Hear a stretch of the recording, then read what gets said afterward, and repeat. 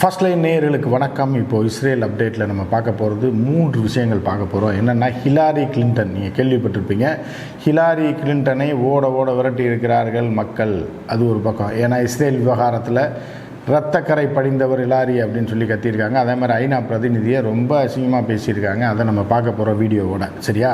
அடுத்து என்ன பார்க்க போகிறோம் அப்படின்னு பார்த்தீங்க அப்படின்னா, அமெரிக்க கப்பலை மீண்டும் தாக்கி இருக்கிறது ஹவுதி. அதிபயங்கர தாக்குதல், அமெரிக்க கப்பலில் ஓட்ட விழுந்துருச்சு அப்படின்னு நம்ம பார்க்க போகிறோம். அதையும் அவர்கள் அறிவித்திருக்காரு, நாங்கள் தான் தாக்கணும்னு சொல்லி அந்த விஷயத்தை பார்க்க போகிறோம். அடுத்த விஷயமா என்ன பார்க்க போகிறோம் அப்படின்னா, எகிப்து எல்லையில் எகிப்தும் இராணுவத்தை குவிக்குது. இவ்வளோ நாள் எகிப்து ஈஜிப்ட் அமைதியாக இருந்தது. அவர்கள் ஒரு டையப்போட தான் இருக்காங்க இஸ்ரேலோட. அப்போ எகிப்து பிரதமர் ஒரு கைக்குலின்ற ரேஞ்சுக்கு பேச ஆரம்பித்தாங்க. இருந்தவரும் ஜனநாயக ரீதியாக அவர்கள் அமைதியாக இருந்தார்கள். இப்போ தெற்கு காசாவில் இஸ்ரேல் தாக்குதல் நடத்த தொடங்கி இருக்கிறது. வேறு திட்டங்களை போட்டிருக்கு அப்படின்னோடனே எல்லையில் தங்களுடைய படைகளை எகிப்து குவித்து வருகிறது. எனவே எகிப்து கூட இஸ்ரேலை தாக்கக்கூடும். எகிப்து ஆர்மி சாதாரண ஆர்மி இல்லை, அவர்கள் குவித்து வருகிறார்கள் என்கிறதுக்கான காட்சியை நம்ம பார்க்க போகிறோம். சரியா? முதல்ல ஹிலாரி கிளின்டன் பார்த்துருவோம். ஹிலாரி கிளின்டன் அமெரிக்காவில் ஒரு இடத்துல போய் பேச போகிறாங்க. ஒரு பப்ளிக் ஃபங்க்ஷனில் பேச கூப்பிட்றாங்க. அவரையும் ஒரு ஐநா பிரதிநிதி, ஒரு நீரோ லேடியும் கூப்பிட்றாங்க. ஹிலாரி பேச ஆரம்பித்த உடனே பயங்கரமாக நேருக்கு நேராக அவரை செம தாக்கியிருக்காங்க. அதே மாதிரி அந்த ஐநா பிரதிநிதியையும் அசிங்கமாக பேசுங்க. கரை படிந்த கரங்களோடு வந்திருக்கிறாய் பேசுவதற்கு, வெளியே போ, பாலஸ்தீனை தனிநாடாக்கு, ஃப்ரீ பாலஸ்டைன் சொல்லி கத்துறாங்க. இப்படி என்னென்ன கத்துறாங்கன்றதை அதை முதல்ல வீடியோவை பார்த்துருங்க. அடுத்து நம்ம தொடரலாம். Thank you very much. That's my name. That's right. War criminal. The people of Libya, the people of Iraq, the people of Syria, the people of Yemen, the people of Palestine, as well as the people of America will never be free Palestine. Free. Okay. Okay.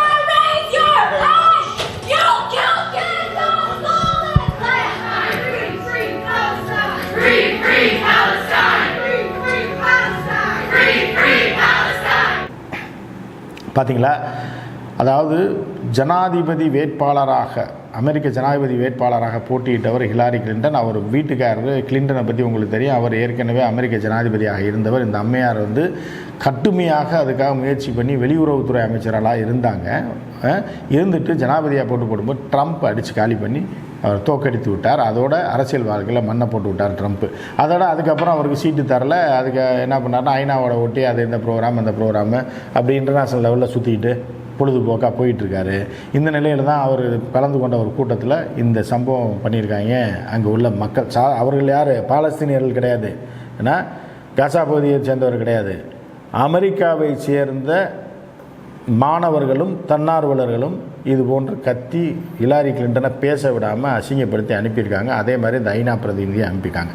இதுக்கிடையில் இன்னொரு விஷயம் நம்ம என்ன பார்க்க போகிறோம்னா, எகிப்தில் நம்ம இராணுவத்தை குவித்து கொண்டு இருக்கிறார்கள்னால இப்போ ராஃபா எல்லை இருக்குல்ல, அதில் மிகப்பெரிய பதட்டம் ஏற்பட்டிருக்கு அப்படின்னு நம்ம பார்க்குறோம். என்ன அப்படின்னு பார்த்தீங்கன்னா, அவர்கள் ஆர்மியை நேராக எல்லை பகுதிக்கு கொண்டு வந்துக்கிட்டு இருக்காங்க. அங்கே இராணுவத்தை குவித்து வருகிறார்கள். இது என்ன மாதிரியான இம்பேக்ட் ஏற்படுத்த போகுதுன்னு தெரியல. ஏன்னா ஒரு 3 நாட்களுக்கு முன்பு தான் சவுதி அரேபியா, எகிப்து, ஜோர்டானு, யுஏஇ எல்லாரும் சேர்ந்து, லெபனான் எல்லாம் சேர்ந்து ஒரு கூட்டம் போட்டாங்க. அந்த கூட்டத்தின் அடுத்து தான் எகிப்து இவ்வளோ நாள் அமைதியாக இருந்த எகிப்து இஸ்ரேலுக்கு எதிராக செயல்படக்கூடும்னு எதிர்பார்க்கப்படுது. அவர்களுடைய எல்லையில் இந்த இராணுவத்தை குவித்துக்கிட்டு இருக்காங்க. அந்த காட்சியை பார்த்துருங்க.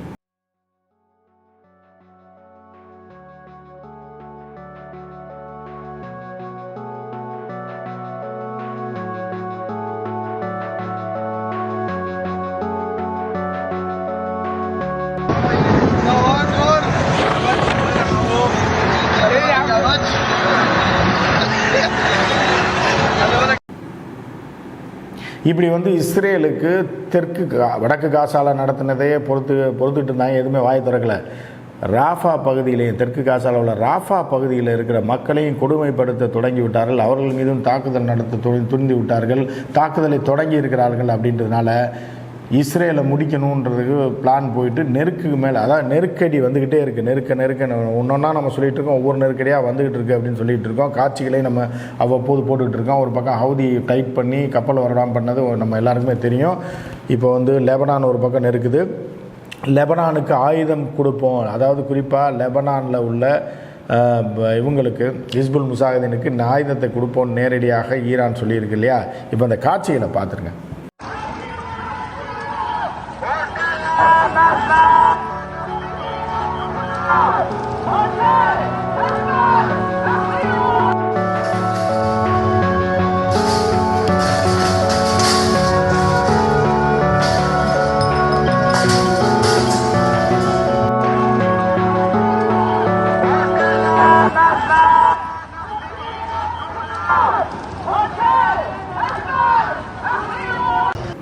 இப்போ இப்படி வந்து நெருக்கடிக்கு மேலே நெருக்கடி இஸ்ரேலுக்கு வந்துட்டு இருக்கு. அமெரிக்காவும் கண்டிச்சிருக்கு. தெற்கில் ராஃபால நீ போர் நடத்தக்கூடாது, மக்களை வெளியேற்றக்கூடாது அப்படின்னு சொல்லி பல்வேறு தரப்புகள் ஐநா உட்பட எல்லாருமே எதிர்ப்பு தெரிவித்திருக்கக்கூடிய நிலையில் ஈஜிப்டு தன்னுடைய படையை நகர்த்தி வருவது மிகப்பெரிய இதாக இருக்குது. இதுக்கிடையில் என்ன ஆயிடுச்சு அப்படின்னா, நேற்று மேலும் ஒரு அமெரிக்க கப்பலை தாக்கி இருக்கிறது யார், ஹவுதி. தாக்கி ஓட்டையை போட்டு விட்டாங்க. மிகப்பெரிய தாக்குதல். அவர்கள் வந்து அயன்டோமும் வேலை செய்யலை, அவர்கள் தடுப்பு ஏவுகணைகளும் வேலை செய்யலை அப்படின்னு சொல்லி நாங்கள் தாக்குதல் நடத்திட்டோம்னு சொல்லி ஓப்பனாக டிக்ளேர் பண்ணியிருக்கு ஹவுதி. எனவே மேலும் மேலும் அங்கு பதட்டங்கள் தான் வந்துக்கிட்டே இருக்குது அப்படின்னு நம்ம பார்க்குறோம். நிச்சயமாக அமெரிக்காவுக்கு இப்போ எலெக்ஷன் வர நேரத்தில் இது ஒரு மிகப்பெரிய ஒரு அடியாக இருக்குது. அதே மாதிரி இஸ்ரேலுக்கு அடியாக இருக்குது. இதுக்கப்புறம் இன்னொரு விஷயத்தை நம்ம பார்க்க போகிறோம். என்ன அப்படின்னா, இஸ்ரேலில் நடக்கக்கூடிய போராட்டம். இந்த காட்சிகளை பாருங்கள். முதல்ல வந்து சாத்வீகமான போராட்டம், தேசிய கீதத்தை பாடி போராட்டம் இப்படின்னு இருந்து தாண்டி அந்த காட்சிகளை நீங்கள் பார்க்க போகிறீங்க. உள்ளே புகுந்து வன்முறையில் மக்கள் இறங்க ஆரம்பித்து விட்டார்கள். நெத்தன்யாகுவே வெளியே போ, நீ வந்து வெளியே போனால் தான் நீ வந்து குழந்தை குலகாரன், நீ முதல்ல நீ வந்து ஆட்சியை விட்டு இறங்குன்னு சொல்லி பெரிய போராட்டம் நடக்குது. அந்த காட்சியை பாருங்கள். இப்படி இஸ்ரேல் முழுவதுமே வன்முறையில் இறங்க ஆரம்பிச்சிட்டாங்க. மக்கள் தீ வைத்து கொளுத்த ஆரம்பிச்சிட்டாங்க. சாலையில் வந்து பேரிகார்டை போட்டு கொளுத்த ஆரம்பிச்சிட்டாங்க. மிகப்பெரிய அளவில் பல பொருட்களை உடைத்து சாலையில் போட ஆரம்பிச்சிட்டாங்க. இப்படி வந்து ஒவ்வொரு கட்டமாக மெல்ல மெல்ல மெல்ல மெல்ல நெத்தன்யாவுக்கு எதிராக ஜனநாயக போராட்டம், லேசான போராட்டம் தாண்டி இப்போ வந்து இந்த கடத்தி வைக்கப்பட்டவர்களை விடுதலை செய், நீ வந்து குழந்தை குலகாரன்ற அளவுக்கு இஸ்ரேல் மக்களே கோஷம் போட்டு இது போன்ற வன்முறையில் ஈடுபடுவது அடுத்து இஸ்ரேல் எதை நோக்கி போகிற ரொம்ப நெருக்கடிக்கு உள்ளாகிட்டு இருக்கு. இன்னும் ஒரு மாதத்துக்குள்ளே அதுக்கு ஒரு தீர்வு வந்துடும் அப்படின்னு நம்ம எதிர்பார்க்கலாம். நல்லது நடந்தால் சரி, பாலஸ்தீனியர்களுக்கு விடுதலை கிடைத்தால் சரி. ஏனென்றால் இவர்கள் நாட்டை தான் அவர்கள் கைப்பற்றி வச்சிருக்காருன்றது நம்ம எல்லாருக்குமே தெரியும். விரைவில் நல்லது நடக்கும்னு எதிர்பார்ப்போம். மற்றும் ஒரு அப்டேட்டோடு நான் வரேன். அதுவரை நன்றி கூறி விடைபெறுவது உங்கள் உமாபதி கிருஷ்ணன், ஃபர்ஸ்ட் லைன். நன்றி, வணக்கம்.